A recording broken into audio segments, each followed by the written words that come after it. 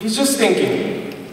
Imagines a freedom highway escape from his teacher and the babbling of math equations, and he could care less about the writings on the chalkboard. His eyes instead make love to the traffic lights that blink his favorite color, or the tongue popping in the front row that reminds him of playing baseball. Yeah, he gets distracted. And he wants to stop. Wants to stop his shaking knees and bouncing toes. Wants to stop hitting his classmates and laughing while the teacher's talking. Wants to make sense of the white lines on the blackboard, but it looks like Scrabble, and he's illiterate at board games because he can't possibly pay attention. It just costs too much. $2 a pop for the cure. They got him addicted to Ritalin that only works half of the time, so that's why you'll find this 10-year-old waiting in a welfare line. No one can understand him because no one can afford to buy him a chance, so he's going to the 4th grade again. Thank God he's short, because he'll fit in better, and hopefully the math problems make a little more sense this year, and even his Uncle Bandit loses his patience sometimes. Yelling that sounds more like praying. Lectures that scar like Beltwoods grinding over his shoulder blades. I love my nephew. Like his new addiction to prescription drugs.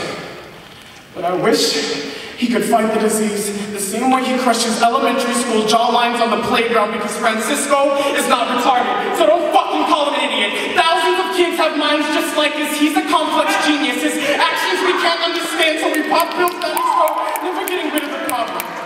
That Francisco's name will never stand adjacent next to Bible and stuff like that. Every day my mother calls and says, "Why can't your nephew be more like you?" And I have held hands with this 10-year-old guy.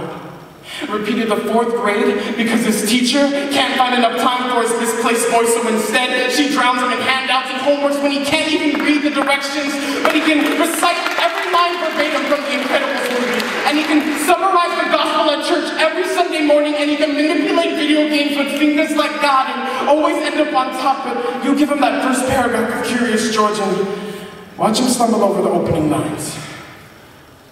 I used to think Francisco hated me.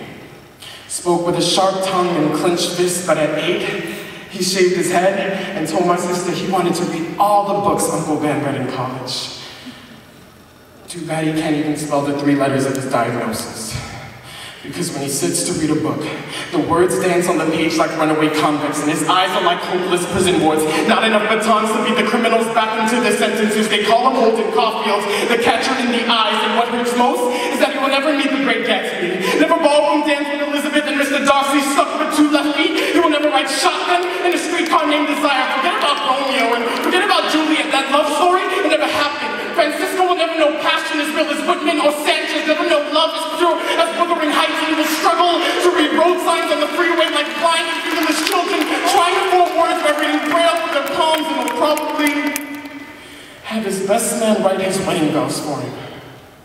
Probably lay tongue-tied at the thought of having to read his mother's eulogy. Francisco will never know words, will never know songs, but at least he'll get to hear this poem. Thank you guys, one love.